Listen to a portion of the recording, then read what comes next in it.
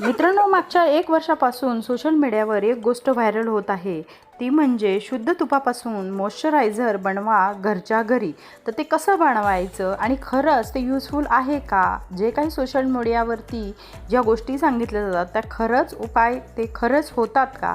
तर चला आज त्याचा प्रयोग करून पाहिलेला आहे. त्यासाठी काय काय साहित्य घेतलं आहे ते बघा. इथे आपल्याला साहित्य घ्यायचे आहेत ते म्हणजे 2च गोष्टी. एक म्हणजे घ्यायचं एक थंडगार बर्फाचं पाणी, त्याच्यानंतर 2 चमचे तूप, एक आपल्याला घ्यायचा आहे तो म्हणजे ग्लास, खालचं बूड आपल्याला पसरट असलं पाहिजे की जे गोल गोल राऊंड फिरवता येईल असं घ्यायचं आहे. चला एक प्लेट घेतलेली आहे, त्याच्यामध्ये घट्ट तुपाचे 2 चमचे तूप भरेल एवढं चमचेभर तूप घेतलेलं आहे. त्याच्यामध्ये टाकलेलं आहे ते म्हणजे थंडगार बर्फाचं पाणी. त्याच्यानंतर आपल्याला घ्यायचा एक ग्लास आणि गोल गोल गोल गोल गोल गोल गोल गोल असं फिरवत राहायचं आहे.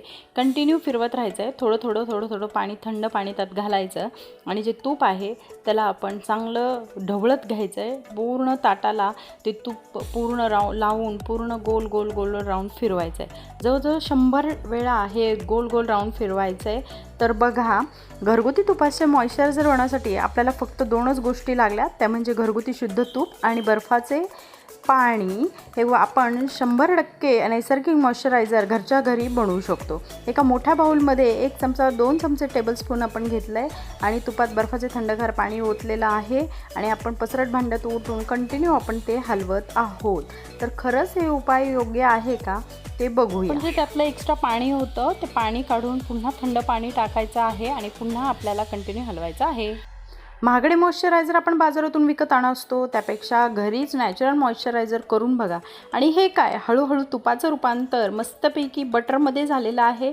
शुद्धपैकी सुंदर असं व्हाईट कलर त्याचा आलेला आहे आणि फफी झालं आहे. अगदी ते हलकं बनतं. 8 ते 15 दिवस हे जे काय आपण मॉइश्चरायझर बनवलेलं आहे ते फ्रीजमध्ये काचेच्या बरणीमध्ये आपण भरू शकतो.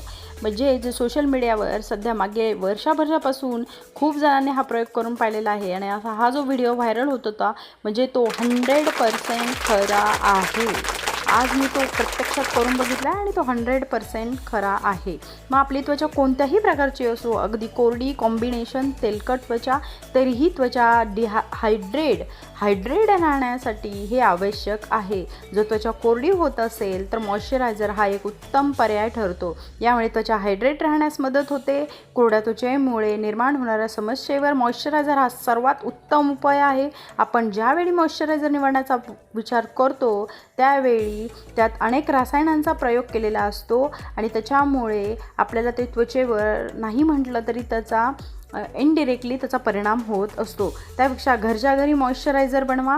कुठल्याही त्वचेसाठी आपण हे मॉइश्चरायझर वापरू शकतो. अगदी 2 चमचे शुद्ध तुपापासून आज आपण घरच्या घरी 100% नैसर्गिक मॉइश्चरायझर बनवलेलं आहे. त्याच्यामुळे त्वचा आपली होणार आहे नितळ आणि चमकदार.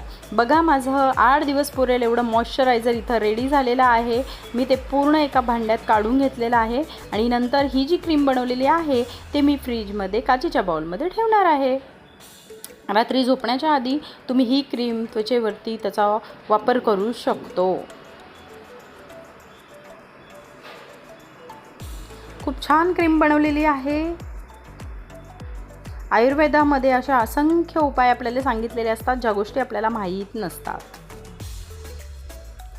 बघा, आपला घरच्या घरी मॉइश्चरायझर रेडी झालेला आहे. चला आता वेळ आहे ती म्हणजे त्याचा वापर करण्याची. तर चला प्रयोग करते मी. तर हाताला व्यवस्थित अगदी 2-3 थेंब मी हे घेतलेलं आहे. व्यवस्थित ते लावते आहे. चांगलं व्यवस्थित मिसळून घ्यायचं आहे. पूर्ण हाताला ते चोळून घेतलेलं आहे. वाव, स्मेल पण खूप छान येत आहे. आणि बघा, 2 हातांमध्ये तुम्ही फरक बघू शकता. एक हात थोडा चमकत आहे, एक हात कोरड्यात दिसत आहे आणि दुसरा हात मस्त मॉइश्चरायझर असल्यासारखं व्यवस्थित हायड्रेट त्वचा झालेली आहे. तर 100% ही युजफुल क्रीम आहे. नक्की करून बघा.